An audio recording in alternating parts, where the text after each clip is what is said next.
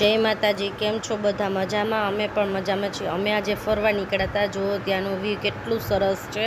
અને આજે રવિવાર હતો એટલે અમારે જીશાનને રજા હતી એટલે અમે લોકો ફરવા માટે નીકળ્યા હતા। વ્યૂ તમે જો, અમે રોડ ઉપર ઊભા રહીએ ને કેટલા બધા એટલા સીન સરસ લીધા હતા અને એકદમ મજા આવતી હતી। પછી થોડુંક અમે લોકો વોકિંગ કર્યું અને ચાલીને થોડુંક હાલ્યા તો એટલું મસ્ત ફીલ થતું હતું, એટલું લીલું લીલું છમ વાતાવરણ હતું ને એકદમ સરસ મજા આવે એવું હતું।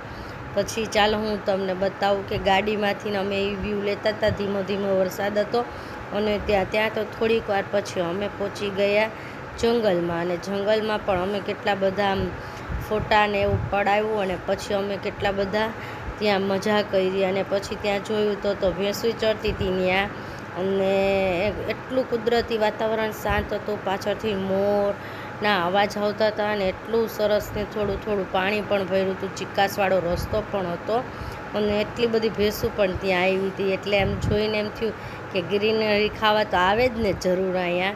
પછી થોડુંક ચાલ્યા અને પછી અમે ધીમે ધીમે ગયા મંદિર તરફ અને પછી ત્યાં જોયું તો પાછું એટલું સરસ લીલોતરીનું વાતાવરણ આવ્યું અને થોડી વાર થઈ ત્યાં અમે પહોંચી ગયા મંદિરે। પછી અમે પગથિયા ચડવાનું ચાલુ કરી દીધું અને પગથિયા ચડ્યા તો 100 થી 150 પગથિયા ચડ્યા હતા તો અમારે મંદિર આવી ગયું।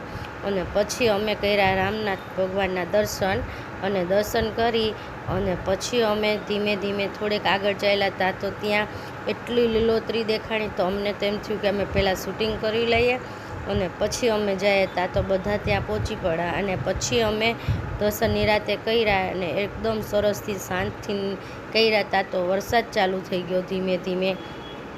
પછી થોડી વાર અમે ફોટોશૂટ કર્યું અને થોડુંક આગળ ગયા ત્યાં તો ત્યાં સરસ મજાનું એક એવું ઝાડ હતું, એની નીચેથી પાણી ટપટકતા હતા એટલે અમે ત્યાં ઊભા રહી ગયા। અને પછી થોડાક આગળ ગયા હતા તો ત્યાં શિવલિંગ હતા કેટલા બધા તો ત્યાંય અમે લોકોએ દર્શન કર્યા અને એટલે સરસ શાંત વાતાવરણ હતું કે જાણે અહીંયા આપણે થોડી વાર રોકાણ હોય તો મનમાં એટલી શાંતિ થઈ જાય ને એટલું સરસ થઈ જાય। અને એ બધા દર્શન કરતા હતા અમે લોકો અને બહુ મજા આવતી હતી ત્યાં। પછી થોડી વાર આગળ ત્યાં ગયા હતા તો પાછળની સાઈડમાં એક કાળભૈરવ દાદાનું મંદિર હતું, અમે ન્યાય દર્શન કર્યા કાળભૈરવ દાદાના દર્શને। અને પછી કાળભૈરવ દાદાના દર્શન કરી અને આખું જંગલ ત્યાંથી પાછળથી એટલું સરસ લાગતું હતું। ત્યાં કહે છે કે બધા શ્રાવણ મહિનામાં ફરવા માટે ને ફોટોશૂટ કરવા માટે અહીંયા બધા આવતા હોય અને જમવાનું લઈને આવે તો આખો દિવસની જે ફરી અને એ લોકો જાય અને એ લોકો એટલો એન્જોય કરે છે અહીંયા। અને પછી તો અમે હાલતા થઈ ગયા, ધીમે ધીમે બહાર નીકળી ગયા। પછી અમે ગયા થોડેક દૂર અને પછી થોડી વાર અમે હજી પાછું લોકેશન સેટ કર્યું કે કેટલું સરસ છે। પછી બેસી ગયા અમે ગાડીમાં અને પછી પહોંચી ગયા અમે બગલામુખી માતાજીના મંદિરે। અને મંદિરે જતાં જતાં જીશાન કે મારે ચાલીને આવવું છે એટલે થોડેક લગીને જીશાન ચાલીને આવ્યો અને પછી અમે ત્યાં પહોંચ્યા હતા તો ત્યાં ઓહો એટલું બધું ને મસ્ત વાતાવરણ હતું। અને વાડી વિસ્તારમાં આ મંદિર બનાવેલું છે, બગલામુખી માતાજીનું મંદિર।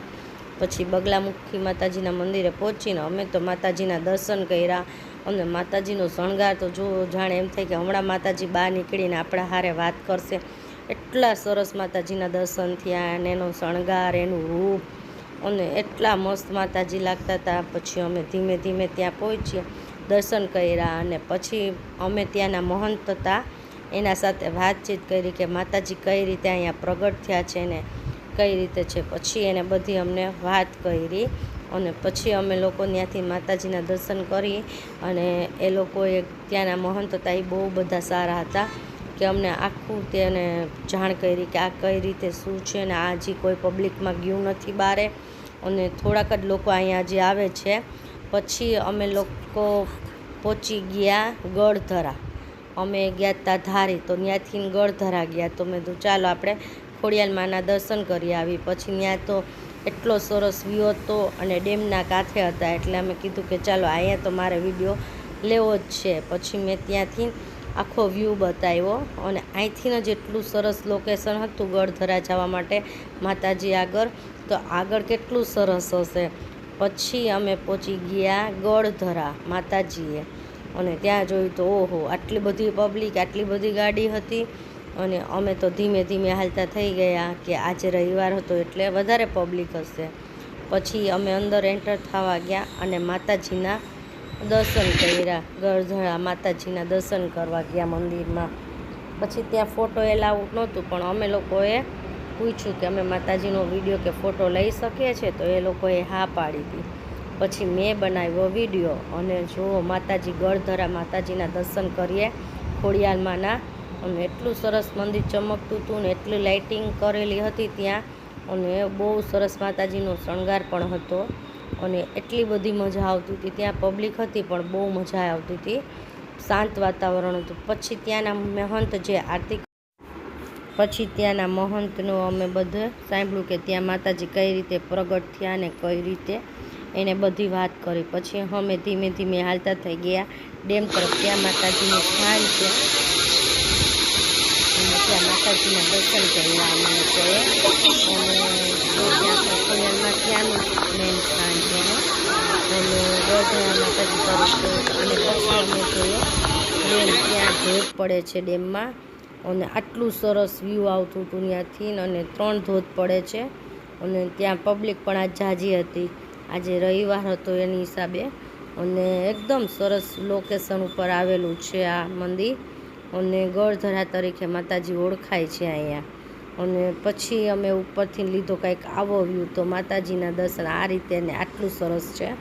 અને પછી આ તો ત્યાંનો ડેમ, અમે ત્યાં ડેમનો સીન લીધો અને મોટો વિશાળ ત્યાં મોટો ડેમ છે એક. અને ત્યાં બહુ સરસ વ્યૂ પણ આવતો હતો એટલે મેં કીધું ચાલો ને થોડુંક શૂટિંગ અહીંનું લઈ લે. એટલે ત્યાંય જોયું અમે અને એટલો સરસ વ્યૂ આવતો હતો ત્યાંથી. પછી ત્યાંથી આવે છે આંબરડી સફારી પાર્ક. એટલે અમે લોકો ત્યાં આંબરડી સફારી પાર્ક અમે લોકો પહોંચી ગયા હતા. અને અમે લોકો ત્યાંથી બહારનો વ્યૂ કંઈક આવો આવતો હતો.